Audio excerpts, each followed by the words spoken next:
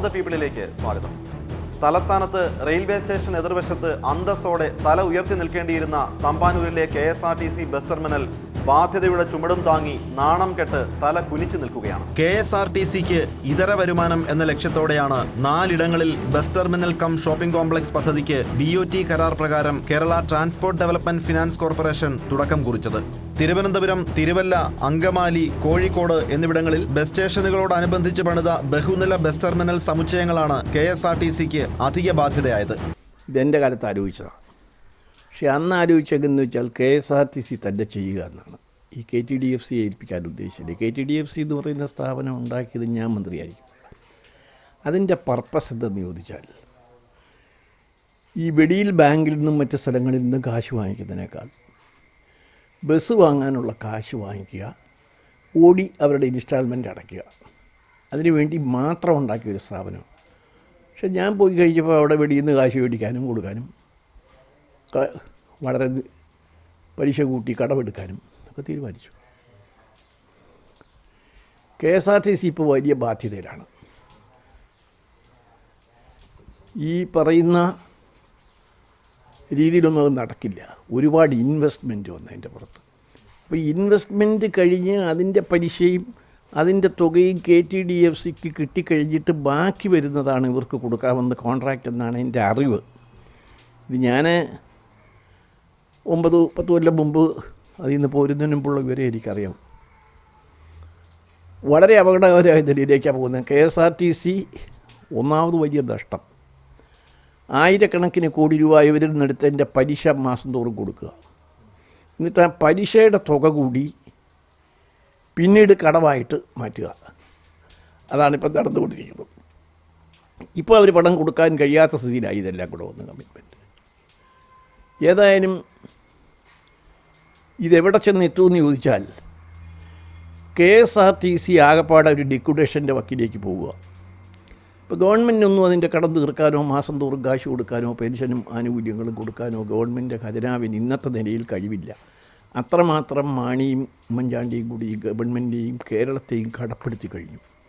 യഥാർത്ഥത്തിൽ ഇടതുപക്ഷ ജനാധിപത്യ മുന്നണി ഈ തമ്പാനൂർ ബസ് സ്റ്റേഷൻ്റെ പ്രശ്നം വെച്ചുകൊണ്ട് ഉദ്ഘാടനത്തിന് ശേഷം 1 വർഷം തികഞ്ഞ ദിവസം അവിടെ വലിയൊരു ബഹുജന പ്രക്ഷോഭം സംഘടിപ്പിക്കുകയുണ്ടായി.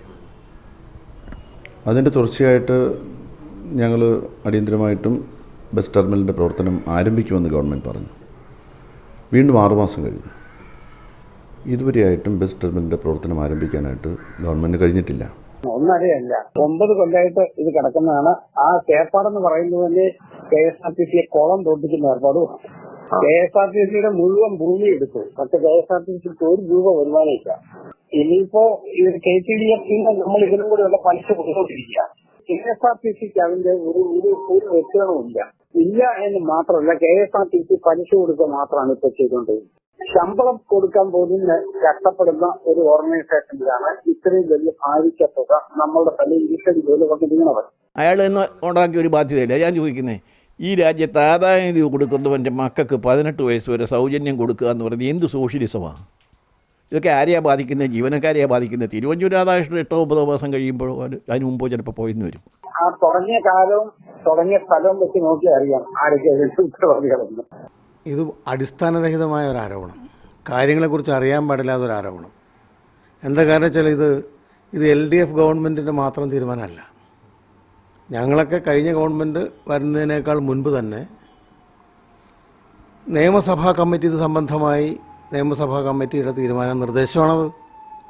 ഗതാഗത ഇതര വരുമാനം, അതിനു വേണ്ടിയിട്ടുള്ള മാർഗങ്ങൾ എന്ന നിലയിലാണ് പ്രധാനമായും ഏറ്റവും മാർക്കറ്റിംഗ് ഫെസിലിറ്റീസ് ഉള്ള പോസിബിലിറ്റീസ് ഉള്ള സ്ഥലങ്ങൾ എന്ന നിലയിൽ തിരഞ്ഞെടുത്ത് കുറേ കേന്ദ്രങ്ങൾ വച്ചിട്ടുള്ളത്. 2007-ൽ LDF സർക്കാരാണ് BOT അടിസ്ഥാനത്തിൽ വാണിജ്യ സമുച്ചയങ്ങൾ നിർമ്മിക്കാൻ തീരുമാനിച്ചത്.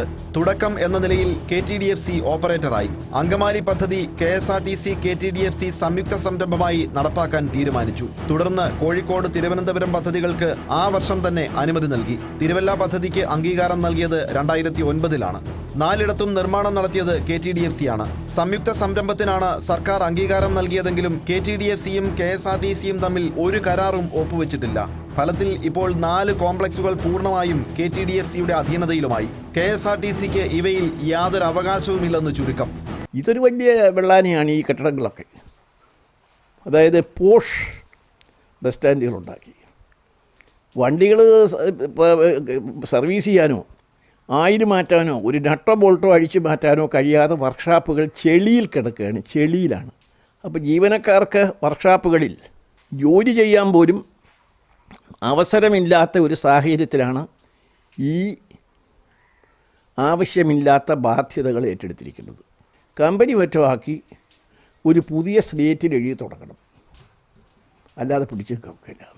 കഴിഞ്ഞ LDF സർക്കാരിൻ്റെ കാലത്ത് തുടങ്ങിയ 4 ഷോപ്പിംഗ് കോംപ്ലക്സുകൾ, KSRTC തുടങ്ങിയ 4 ഷോപ്പിംഗ് കോംപ്ലക്സുകൾ KSRTCയുടെ നാശത്തിലേക്ക് നയിക്കുന്ന തീരുമാനങ്ങളായിരുന്നു എന്ന് അത് നടപ്പാക്കാൻ തുടങ്ങിയപ്പോൾ മുതൽ തന്നെ ഞങ്ങൾ പറഞ്ഞിരുന്നതാണ്. ഇപ്പം KSRTCക്ക് 10 പൈസ ഇന്ന് വരെ ഈ ഇനത്തിൽ വാടക ഇനത്തിലോ മറ്റ് ആനുകൂല്യ ഇനത്തിലോ കിട്ടിയിട്ടില്ല. വണ്ടിയിടാൻ സ്ഥലമില്ല. ഈ സ്ഥലം കൊടുത്തതിന് ഉടമസ്ഥന് 10 പൈസയുടെ ആനുകൂല്യം കിട്ടിയിട്ടില്ല. എന്നാണ് ഇത് തിരിച്ച് KSRTCക്ക് കിട്ടുമെന്ന് ഒരു വ്യവസ്ഥയില്ല. ജനങ്ങൾക്ക് 10 പൈസയുടെ ഗുണമില്ല. ഈ കെട്ടിടങ്ങളൊക്കെ ഇപ്പോഴും വാടകയ്ക്ക് എടുക്കാൻ ആളില്ലാതെ ഒഴിഞ്ഞു കിടക്കുകയാണ്. കഴിവില്ലാത്ത മാനേജ്മെൻറ്റ് വെച്ചുകൊണ്ട് ബാക്കിയുള്ളവരെ കുറ്റം പറയാനല്ല വേണ്ടത്. കഴിവുണ്ടാക്കി കൊടുക്കണം, അല്ലെങ്കിൽ കഴിവുള്ളവരെ വയ്ക്കണം. അല്ലാതെ കുറ്റം പറഞ്ഞിരിക്കില്ലല്ലോ പണി. ആ കാലമൊക്കെ പോയി. 4 കൊല്ലം കഴിഞ്ഞിട്ട് ഇനി വീണ്ടും പഴയ ആൾക്കാരെ കുറ്റം പറഞ്ഞിട്ട് എന്താ അർത്ഥത്തിൽ? പ്രതിമാസ വരുമാനത്തിന്റെ 50% KTDFC KSRTCക്ക് ഓപ്പറേറ്റിംഗ് ഫീസായി നൽകണം എന്നായിരുന്നു സർക്കാർ നൽകിയ അംഗീകാരത്തോടൊപ്പമുള്ള വ്യവസ്ഥ. അങ്കമാലി ടെർമിനൽ 2012 ജൂണിൽ പ്രവർത്തനം ആരംഭിച്ചു. കോഴിക്കോടും തിരുവനന്തപുരത്തും തിരുവല്ലയിലും ബസ് സർവീസ് ആരംഭിച്ചു. എന്നാൽ ഇതുവരെ 1 രൂപ പോലും KSRTCക്ക് നൽകിയിട്ടില്ല. ഏതായാലും കേരളം ചുമലിലേറ്റിയ എക്കാലത്തെയും വലിയ ബാധ്യതയാണ് KSRTC. എക്കണോമിക്കലി വയബിൾ ആണോ ഇല്ലെന്ന് ആ കാലത്ത് നോക്കണമല്ലോ. എക്കണോമിക്കലി വയബിൾ ആണെങ്കിൽ ഇല്ലെങ്കിലും രണ്ടാമത്തത് KSRTCയുടെ ഭൂമിയല്ലേ. KSRTC ബസ് ഇടാനുള്ള മിനിമം സൗകര്യമുണ്ട്. ഇപ്പൊ നമ്മളുടെ ഇവിടെ തമ്പാനൂര് 40 ബസ് ഇടാനുള്ള സൗകര്യം മാത്രമേ ഉള്ളൂ. അവിടെ കേരളത്തിലെ മുഴുവൻ ബസ്സുകളും മുന്നേറ്റുന്ന സ്ഥലമാണ്. അതിന്റെ അർത്ഥം സ്റ്റാൻഡ് വേറെ കത്തിപ്പിടിക്കേണ്ടി വരുമെന്നല്ലോ. നമ്മളുടെ ഈ കയ്യിൽ നിന്ന് ഇപ്പൊ ഒരൊറ്റ പോന്നതേ ഉള്ളൂ. എങ്ങനെയെങ്കിലും ഒപ്പിച്ചെടുക്കാൻ പറ്റുമോ എന്നുള്ളത് നോക്കുക. അത് അദ്ദേഹം പറഞ്ഞത് ശരിയാണ്. അടുത്ത 10 മാസത്തിനകത്ത് ഇതിനൊരു പരിഹാരം ഉണ്ടാക്കാൻ സർക്കാരിന് കഴിയുമോ എന്ന് അതിന് കാത്തിരുന്ന് കാണേണ്ടതാണ്. എക്കണോമിക്കലി വയബിൾ അല്ലാന്നുണ്ടെങ്കിൽ തുടങ്ങുന്നുണ്ടെങ്കിൽ അവർ അന്വേഷിക്കട്ടെ. എൻ്റെ ചോദ്യം അതല്ല. എക്കണോമിക്കലി വയബിൾ അല്ല, അടുത്ത് തുടങ്ങി. അതുകൊണ്ട് ഈ കോടിക്കണക്കിന് രൂപ കേരളത്തിലെ ജനങ്ങളുടെ കാശ് മുഴുവൻ കൊണ്ടുപോയി വീണ്ടും കൊണ്ട് കാട്ടിക്കളയണോ? അതെങ്ങനെ രക്ഷപ്പെടുത്തിയെടുക്കാന്നുള്ള കുറിച്ച് ചിന്തിക്കാനല്ലേ ഇവർക്ക് ഭരണം കൊടുത്തിരിക്കണേ. ഞങ്ങളുടെ ഭരണം പോയി, ഞങ്ങൾ ചെയ്ത് തെറ്റ്, ആ തെറ്റ് തിരുത്തിക്കോ. അതിങ്ങനെ പറഞ്ഞ് പ്രതികാരം കാണിച്ചുകൊണ്ട് വർത്തമാനം പറഞ്ഞിട്ടല്ല. അവർ ചെയ്യേണ്ടത് LDF ചെയ്ത് തെറ്റ് തിരുത്തണം. അതിന് പരിഹാരം എന്താ വെച്ചാൽ അത് ചെയ്യണം. അതിന് പകരം 4 കൊല്ലം നിങ്ങളെന്തീ പറഞ്ഞ 6 മാസം കൂടി ഉള്ളൊരു ഭരണം, ആ പറഞ്ഞ് പഴയ ആൾക്കാരെ കുറ്റം കൊണ്ടിരിക്കുക. എന്തുകൊണ്ട് പോകുന്നില്ല? വാടക കൂടുതലാണെങ്കിൽ എന്തുകൊണ്ട്, അതല്ലെങ്കിൽ എന്താ ചെയ്യേണ്ടത്? ഇവർ പറഞ്ഞൊരു ന്യായം എന്താണെന്നറിയാമോ? ഈ മാനേജ്മെൻറ്റ് പറയണത് വൈകിപ്പോയാലും കുഴപ്പമില്ല, കുറേ കഴിയുമ്പോൾ ഞങ്ങൾക്ക് കാശ് കൂടുതൽ കിട്ടുന്നു. അങ്ങനെയാണ് KTDFC പറയണത്. കെട്ടിടം നിർമ്മിക്കുന്നതിനോ ബസ്സുകൾ വാങ്ങുന്നതിനോ വേണ്ടി KTDFCയിൽ നിന്ന് 15 മുതൽ 17% വരെ പലിശയ്ക്ക് കടമെടുത്ത പണം നിത്യച്ചെലവുകൾക്ക് ഉപയോഗിക്കേണ്ട ഗതികേടിലാണ് KSRTC. ലാഭവും നഷ്ടവുമില്ലാത്ത നിലയിൽ KSRTCയെ നിലനിർത്താൻ പ്രതിവർഷം 1200 കോടി രൂപയെങ്കിലും വേണം. നേരത്തെ 85 കോടി പ്രതിമാസ നഷ്ടമുണ്ടായിരുന്ന കോർപ്പറേഷൻ ഇപ്പോൾ 100 കോടിയിലേറെ രൂപ നഷ്ടത്തിലാണ് ഓടുന്നത്. രാജ്യത്ത് KSRTC പോലെ കെടുകാര്യസ്ഥത കൊടികുത്തി വാഴുന്ന പൊതുമേഖലാ സ്ഥാപനങ്ങൾ അധികമില്ല. KSRTCയെ നിലനിർത്താൻ വേണ്ടി സർക്കാർ കൊടുക്കാൻ ഉദ്ദേശിക്കുന്ന ബഡ്ജറ്റിൽ വെച്ചിരിക്കുന്ന പണവും അതിൻ്റെ 10 ഇരട്ടി കൊണ്ടോ KSRTCയുടെ കാര്യങ്ങൾ നടത്താൻ പറ്റില്ല. ഇപ്പോൾ കുറേയെങ്കിലും പിടിച്ചിരിക്കുന്നത് കുറേ ബസ് ഗവൺമെൻറ്റിൽ നിന്ന്, ഇന്ത്യ ഗവൺമെൻറ്റിൽ നിന്ന് കൊടുത്തുകൊണ്ട് അത് KURTC എന്ന് പറയുന്നത് നടത്തുന്നുണ്ട്. അത് പ്രത്യേക അക്കൗണ്ടൊക്കെ സൂക്ഷിക്കണമെന്നാണ് വയ്പ. പക്ഷേ ആകാശൂരെടുത്ത് ഇപ്പോൾ ഇതിലൊക്കെ ചിലവഴിക്കുക. അപ്പോൾ കുറേ പുതിയ വണ്ടികൾ കിട്ടിയത് കൊണ്ട് AC വണ്ടികളായിട്ടൊക്കെ ഓടിച്ച് കുറച്ച് കാശ് കിട്ടുന്നുണ്ട്. അതും പൂർണ്ണമായി ഒരു വിജയപ്രദമല്ല. അപ്പോൾ ഇത് തിരുവല്ല, അങ്കമാലി, തിരുവനന്തപുരം സെൻട്രൽ, കോഴിക്കോട് ഇതൊക്കെയാണ് എടുത്തത്. ഇതൊക്കെ ആദ്യം തന്നെ നമ്മുടെ കാലത്ത് തന്നെ ഉണ്ടായിരുന്നു. പ്രപ്പോസലുള്ളതാണ്, ഇല്ലെന്ന് ഞാൻ പറയുന്നില്ല. ഞാനത് നടത്താൻ വേണ്ടി ആലോചനകളും നടത്തി. പക്ഷെ അത് KSRTC ഇത് കൊടുക്കുന്ന ആളുകളിൽ നിന്ന് അഡ്വാൻസ് വാങ്ങി ബാക്കി ശേഷിക്കുന്ന വല്ലതും ഉണ്ടെങ്കിൽ ആ തുക കൂടെ ചേർത്ത് ഉണ്ടാക്കാമെന്നുള്ളതായിരുന്നു അന്നത്തെ സ്കീം. നേരത്തെ തന്നെ നോട്ടിഫൈ ചെയ്തിട്ട് എടുക്കാനുള്ളവരുടെ ഇത് അഡ്വാൻസ് വാങ്ങുക, അങ്ങനെ ചെയ്യാനായിരുന്നു പരിപാടി. അങ്ങനെ ചെയ്തതാണ് കൊട്ടാരക്കരയിൽ. എൻ്റെ ഓർമ്മ ശരിയാണെങ്കിൽ കാസർഗോഡും ചെയ്തു. പക്ഷേ ഇതിപ്പോൾ ഈ KTDFC ഏൽപ്പിച്ചത് പ്രോഫിറ്റ് ഷെയറിങ്ങാണ്. പ്രോഫിറ്റ് ഉണ്ടെങ്കിൽ എൻ്റെ ഷെയർ ചെയ്യാൻ എടുക്കത്തുള്ളൂ. പ്രോഫിറ്റ് ഷെയറിങ്ങാണ്. ഇതെടുത്തില്ലെങ്കിൽ ഇതിൻ്റെയും കൂടെ ബാധ്യത മുഴുവൻ KSRTCക്ക് മാത്രമല്ല KTDFCയും പൊളിഞ്ഞു പോകും. ലിക്വിഡേഷനിലേക്ക് പോയാൽ ആദ്യം നിയമപ്രകാരം തൊഴിലാളിയുടെ ആനുകൂല്യങ്ങൾ കൊടുക്കേണ്ടി വരും. കഷ്ടമാണ്. KSRTCയിലെ കാര്യം കഷ്ടമാണ്. ഞാനും കൂടെ വളരെ കാലമായി യൂണിയൻ്റെ നേതാവായിരുന്ന ആളാണ്. എനിക്കിത് കേൾക്കുന്ന വലിയ സങ്കടമാണ്. പൊതുഗതാഗതത്തെ ഒരു വ്യവസായമായി തന്നെ കാണണം. നിർഭാഗ്യവശാൽ ഈ വ്യവസായത്തെക്കുറിച്ച് അറിവോ മാനേജ്മെന്റ് പരിജ്ഞാനമോ ഇല്ലാത്തവർ പ്രധാന കസേരകളിൽ ഇരിക്കുന്നത് തന്നെയാണ് KSRTCയെ നശിപ്പിക്കുന്നത്. ഇന്നിരിക്കുന്ന പല ആളുകൾക്കും ട്രാൻസ്പോർട്ട് വ്യവസായവുമായി യാതൊരു പരിചയമില്ലാത്ത ആളുകളാണ്. കേന്ദ്ര ഗവൺമെൻറ് ആദ്യം കണ്ട നോട്ടിഫിക്കേഷനിൽ കണ്ടത് റൂട്ടുകൾ ലേലം ചെയ്യാൻ പോകുന്ന മോഡി അത് ചെയ്യും. കാരണം സ്വകാര്യവൽക്കരണത്തോട് താല്പര്യമുള്ളൊരു ഗവൺമെൻറ്റാണ് ഇന്ത്യ ഭരിക്കുന്നത്. അപ്പം റൂട്ട് ലേലം ചെയ്യും. ഇന്നിപ്പോൾ ഈ KSRTCക്ക് വേണ്ടി വാദിക്കുന്ന ഈ രാജ്യത്തെ പ്രമുഖമായ വാർത്താമാധ്യമങ്ങൾ ഉൾപ്പെടെ ഈ രംഗത്ത് കണ്ണുവച്ചിരിക്കുക. റൂട്ട് ലേലം ചെയ്ത് പിടിക്കും. അപ്പം ലേലത്തിൽ KSRTCയും പങ്കെടുക്കണം. ആ ലേലത്തിൽ KSRTCക്ക് പങ്കെടുത്ത് ഈ ആനുകൂല്യങ്ങളെല്ലാം കൊടുത്ത് സ്വകാര്യ ബസ്സുകാരനോട് മത്സരിക്കാൻ പറ്റുമോ? ഇന്ത്യയിലെ വിവിധ സംസ്ഥാന സർക്കാരുകൾക്ക് കീഴിൽ പ്രവർത്തിക്കുന്നത് 54 ഗതാഗത സ്ഥാപനങ്ങളാണ്. ഇതിൽ 24 സംസ്ഥാന റോഡ് ട്രാൻസ്പോർട്ട് കോർപ്പറേഷനുകൾ, 12 പബ്ലിക് ലിമിറ്റഡ് കമ്പനികൾ, 8 സർക്കാർ ഡിപ്പാർട്ട്മെന്റുകൾ, 10 നഗരസഭാ സ്ഥാപനങ്ങൾ എന്നിവ ഉൾപ്പെടുന്നു. ഇവയെല്ലാം കൂടി രാജ്യത്ത് 1,47,000 ബസ്സുകൾ പ്രതിദിനം ഓടിക്കുന്നുണ്ട്. അയൽ സംസ്ഥാനങ്ങളിൽ പൊതുഗതാഗതത്തിന്റെ കുത്തക അതത് സംസ്ഥാന സർക്കാരുകൾക്കാണ്. എന്നാൽ കേരളത്തിൽ ആകെ ബസ്സുകളിൽ 27% മാത്രമാണ് KSRTCക്കുള്ളത്. തമിഴ്നാട്ടിൽ 85%, കർണാടകയിൽ 88%, ആന്ധ്രാപ്രദേശിൽ 86% ബസ്സുകൾ സർക്കാർ ഉടമസ്ഥതയിലുള്ളതാണ്. തിരുവഞ്ചൂര് നശിപ്പിച്ചേ വരൂ, എന്തും പറയും. Bus terminal cum shopping complex പദ്ധതിയിൽ ഉൾപ്പെടുത്തിയിരുന്ന 4 ടെർമിനലുകളിൽ തിരുവനന്തപുരം ഒഴികെയുള്ള 3 എണ്ണങ്ങൾക്ക് കുറച്ചെങ്കിലും അനക്കമുണ്ട്. അങ്കമാലിയിൽ സിനിമാ തിയേറ്ററും ഏതാനും ചില കടകളും പ്രവർത്തിക്കുന്നുണ്ട്. എന്നാലും ഭൂരിഭാഗവും ഒഴിഞ്ഞുകിടക്കുകയാണ്. പക്ഷേ പ്രതീക്ഷിച്ച വരുമാനമുണ്ടാക്കാൻ ഈ ഷോപ്പിംഗ് കോംപ്ലക്സുകൾക്കൊന്നും കഴിഞ്ഞിട്ടില്ല. മുൻ മന്ത്രിമാരായ മാത്യു ടി തോമസിന്റെയും ജോസ് തെറ്റയിലിന്റെയും നിയോജക മണ്ഡലങ്ങളിലായതിനാലാണ് തിരുവല്ലയും അങ്കമാലിയും bus terminal cum shopping complex പദ്ധതിയിൽ ഇടം പിടിച്ചതെന്നാണ് ആക്ഷേപം. അതായത് സാമ്പത്തിക നേട്ടം ഉണ്ടാകില്ലെന്നറിഞ്ഞിട്ടും രാഷ്ട്രീയ നേട്ടം മാത്രം ലക്ഷ്യം വെച്ചായിരുന്നു കഴിഞ്ഞ LDF സർക്കാർ ഈ പദ്ധതിക്ക് തുടക്കം കുറിച്ചതെന്ന് ചുരുക്കം. ഈ ഷോപ്പിംഗ് കോംപ്ലക്സ് പണിതതിൻ്റെ പേരിൽ ആ സ്ഥലത്തെ MLA-മാർക്ക് വീണ്ടും MLA-മാരാകാൻ കഴിഞ്ഞു എന്നത് ഒരു ഗുണമാണ്. ആകെപ്പാടെ ഉള്ളൊരു ഗുണം ഞാൻ കാണുന്ന അതാണ്. ഗതാഗത ഇതര വരുമാനത്തിന് വേണ്ടി സെലക്ട് ചെയ്ത സെൻ്ററാണ്. മിസ്റ്റർ ഗണേശനോട് ചോദിച്ചു നോക്കട്ടെ.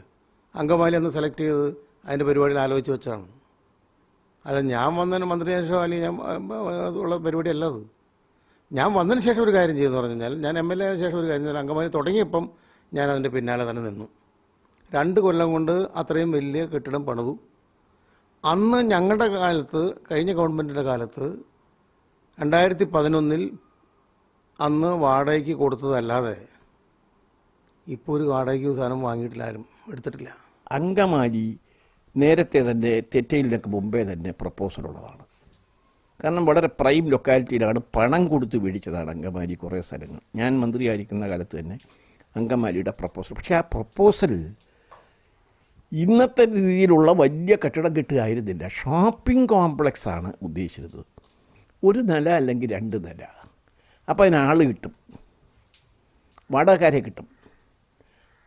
അത് മാറ്റിയതൊക്കെ പിന്നീടാണ്. ആദ്യത്തെ ഒരു സങ്കല്പം KSRTC തന്നെ ഇങ്ങനെയുള്ള സ്ഥലങ്ങൾ കൊല്ലുവ കൂട്ടത്തിലുണ്ടായിരുന്നു, കിട്ടുക എന്നുള്ളതായിരുന്നു. ഏതാണ്ട് ആ മോഡലാണ് കൊട്ടാരക്കര കെട്ടിയേക്കുന്നത്. അപ്പോൾ ഇത് പോദിച്ചോലെ അവർ പ്ലാനുണ്ടാക്കി, അവർ സൂപ്പർവൈസ് ചെയ്ത്, അവർ പൈസ ചിലവാക്കി, അവർ പറയുന്ന തുക വരെ അവർക്ക് എടുക്കാനും ബാക്കി അത് കഴിഞ്ഞ് വിട്ടുകൊടുക്കാനൊക്കെ പറഞ്ഞാൽ വിഴിഞ്ഞം തുറമുഖം പോലെ ആവും. ഇപ്പോൾ 80 കൊല്ലത്തേക്കാണ്, അത് കഴിഞ്ഞാൽ പിന്നെ കിട്ടത്തുമില്ല എന്ന് പറയുന്നില്ല. ഏതായാലും ധൂർത്തിന്റെയും കെടുകാര്യസ്ഥതയുടെയും സാക്ഷിയായി നിഷ്ക്രിയത്വത്തിന്റെ നാൾവഴികൾ എണ്ണുകയാണ് ഈ ബസ് ടെർമിനലുകൾ. 2014 ഫെബ്രുവരി 3-നാണ് ഹൈടെക് ബസ് ടെർമിനൽ എന്ന് അവകാശപ്പെടുന്ന തിരുവനന്തപുരം തമ്പാനൂർ ടെർമിനൽ മുഖ്യമന്ത്രി ഉമ്മൻചാണ്ടി പൊതുജനങ്ങൾക്കായി തുറന്നുകൊടുത്തത്. തെരഞ്ഞെടുപ്പ് വിജ്ഞാപനത്തിന് തൊട്ടു മുൻപായിരുന്നു ഉദ്ഘാടന മഹാമഹം. ലോക്സഭാ തെരഞ്ഞെടുപ്പ് മുന്നിൽ കണ്ടാണ് ഉദ്ഘാടനം നടത്തിയതെന്ന് അന്ന് തന്നെ ആക്ഷേപം ഉയർന്നിരുന്നതാണ്. അല്ലെങ്കിൽ പിന്നെ പണി പൂർത്തിയാകും മുൻപേ തിരക്കിട്ട് ഉദ്ഘാടനം തല്ലിക്കൂട്ടേണ്ടതില്ലല്ലോ. എന്നാൽ പണി പൂർത്തിയാക്കിയ ശേഷമാണ് ഉദ്ഘാടനം നടത്തിയതെന്നും എന്തുകൊണ്ടാണ് ബസ്സുകൾ ഇവിടെ കയറ്റാത്തത് എന്ന് KSRTCയോട് തന്നെ ചോദിക്കണം എന്നുമാണ് KTDFC അധികൃതർ പറയുന്നത്. അവിടെ തറക്കല്ലിട്ടത് തന്നെ നിർമ്മിക്കായിരുന്നു. ഇനിയല്ല ഉദ്ഘാടനം. ആ കല്ലിട്ടതാണ് 195 കോടി രൂപ കൊണ്ടക്കളഞ്ഞത്. അതിന്റെ 800 കോടി രൂപ KSRTCയുടെ ഭൂമി അവിടെ നഷ്ടപ്പെടുത്തിയത്. അത് തന്നെ നിർമ്മിക്കായിരുന്നു. ഇനിയല്ല ബാക്കി. അല്ല, തറക്കല്ലിട്ടത് ഗിമ്മിക്കാണെങ്കിൽ ഈ കെട്ടിടം തീരുകയല്ലോ. ഒരു ആർഗ്യുമെൻ്റ് വേണ്ടേ, ലോജിക്ക് വേണ്ടേ? തറക്കല്ലിട്ടത് ഗിമ്മിക്കാണെങ്കിൽ ഇപ്പോൾ ഉദ്ഘാടനം നടത്താൻ ഒക്കില്ലായിരുന്നല്ലോ. ഉദ്ഘാടനമാണ്. ഉദ്ഘാടന സമയത്ത് മുഖ്യമന്ത്രി പറഞ്ഞത് ഏതാനും മാസങ്ങൾക്കുള്ളിൽ സംസ്ഥാനത്തെ മികച്ച ഷോപ്പിംഗ് കോംപ്ലക്സ് കൂടിയായി ഈ ടെർമിനൽ മാറും എന്നാണ്. എന്നാൽ വർഷം 1.5 ടെർമിനൽ പഴയപടി തന്നെ നിലനിൽക്കുന്നു. കടമുറികൾ വാടകയ്ക്കെടുക്കുന്നതിന് ആരും എത്തുന്നില്ല.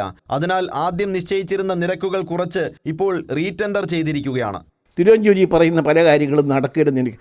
അടുത്ത മാസം മുതൽ ബാങ്കിൽ പണമെത്തും. 15-ാം തീയതിക്ക് കൊടുത്തിരിക്കും, ഉമ്മൻചാണ്ടി ഉൾപ്പെടെ. ഇങ്ങനെ കള്ളം പറയാമോ മന്ത്രിമാർ? ഇങ്ങനെ ആളുകളെ തെറ്റിദ്ധരിക്കും. ഇവർക്ക് ഈ തൊഴിലാളികളുടെ പ്രാക്കുണ്ടെന്ന് വിശ്വസിക്കുന്ന ആളാണ് ഞാൻ. കിട്ടത്തില്ലേ? സത്യത്തിൽ അടുത്ത കാലത്തൊന്നും പൊതുജനങ്ങൾക്കായി തുറന്നുകൊടുക്കാൻ പര്യാപ്തമല്ല ഈ ടെർമിനൽ. ഈ പുതിയ ടെർമിനലുകൾ KTDFC എന്നു കൈമാറുമെന്ന് KSRTCക്ക് അറിയില്ല. കെട്ടിടം പണി എന്ന് ആരംഭിച്ചു എന്ന് പോലും KSRTCക്ക് തിട്ടമില്ല. എന്ന് ഈ ടെർമിനൽ KSRTCക്ക് ലഭിക്കും എന്ന വിവരാവകാശ ചോദ്യത്തിന് KTDFCയിൽ തിരക്കണം എന്ന മറുപടിയാണ് KSRTCയിൽ നിന്ന് ലഭിച്ചത്. ശരിയായിരിക്കാം, കാരണം തല KTDFCയുടെ കക്ഷത്തിലായി പോയില്ലേ. ഇപ്പോൾ ഈ ടെർമിനലിനുള്ളിൽ നിന്ന് ദീർഘദൂര ബസ്സുകൾ മാത്രമാണ് സർവീസ് നടത്തുന്നത്. മറ്റു ബസ്സുകളെല്ലാം സർവീസ് നടത്തുന്നത് ടെർമിനലിന് പുറത്ത് റോഡ് വക്കിൽ നിന്നാണ്. തമ്പാനൂരിനേക്കാൾ ഒരു ഹൃദയഭൂമി ഈ നഗരത്തിൽ വേറെ ഇല്ലല്ലോ. അപ്പോൾ തമ്പാനൂരിൽ സ്ഥാപിക്കുന്നതായിട്ടുള്ള ഈ ബസ് ടെർമിനലും അനുബന്ധ സ്ഥാപനങ്ങളും വലിയ തോതിൽ ജനങ്ങളെ ആകർഷിക്കുന്നതായിരിക്കുമെന്ന് തന്നെയാണ് കരുതിയത്. ഫിനാൻഷ്യൽ വയബിലിറ്റി അന്ന് തന്നെ പരിശോധനയ്ക്ക് വിധേയമായി, ചർച്ചകൾക്ക് വിധേയമായി തീരുമാനിക്കപ്പെട്ടിട്ടുള്ളതാണ്. വയബിൾ ആയതുകൊണ്ടാണ് KTDFC ഫണ്ട്സ് നൽകാം എന്ന് സമ്മതിച്ചത്. അപ്പോൾ വയബിൾ ആകുന്നത് എങ്ങനെയെന്ന് ചോദിച്ചാൽ, വയബിൾ ആക്കുന്നതിന് വേണ്ടിയിട്ടുള്ള നീക്കങ്ങൾ നടത്തുന്നതിലൂടെയാണ്. ഇവിടെ പകുതി കെട്ടിയിട്ടേക്കുകയാണ്, ഒന്നും ആരംഭിക്കാൻ വേണ്ടി കഴിയുന്നില്ല. അപ്പോൾ ആരംഭിച്ചു കഴിഞ്ഞാൽ മാത്രമേ അത് വൈബിളാകുള്ളൂ. ഇപ്പോൾ ബസ് ടെർമിനലിനകത്ത് ബസ് സ്റ്റേഷനിൽ ബസ് വന്ന് നിൽക്കുകയും യാത്രക്കാർ അവിടെ വന്നിട്ട് കയറുകയും ചെയ്താൽ മാത്രമല്ലേ ടെർമിനലിനകത്ത് യാത്രക്കാരുടെ സാന്നിധ്യം ഉണ്ടാവുള്ളൂ. ഇവിടെ ഇപ്പോൾ ബസ് വന്ന് നിൽക്കുന്ന പുറത്താണ്. യാത്രക്കാർക്ക് ബസ് ടെർമിനലിനകത്തേക്ക് കയറേണ്ട കാര്യമില്ല. ഇവിടെ വിവിധ ഭാഗങ്ങളിലേക്ക് പോകേണ്ട ബസ്സുകൾ എവിടെയാണ് നിൽക്കുന്നതെന്ന് ആളുകൾക്കറിയാം. എല്ലാം റോഡിലാണ് നിൽക്കുന്നത്. ആ റോഡിൽ ആളുകളുണ്ട്, അവർ ടെർമിനലിനകത്തേക്ക് കയറുന്നില്ല. അപ്പോൾ അതുകൊണ്ട് ഇവർ അടിയന്തരമായിട്ടും ചെയ്യാനുള്ളത് ടെർമിനലിൻ്റെ പ്രവർത്തനം ആരംഭിക്കുകയാണ്. പ്രവർത്തനം ആരംഭിച്ചാൽ ഇതൊക്കെ വൈബിളായിട്ട് നടന്നു പോകും. വയബിലിറ്റി പരിശോധനയ്ക്ക് വിധേയമാക്കി വൈബിളാകും എന്നുള്ള നിലയിൽ തന്നെയാണ് ഈ പ്രോജക്റ്റ് രൂപകൽപ്പന ചെയ്തതും നിർമ്മാണ പ്രവർത്തനങ്ങൾ തുടങ്ങിയതും.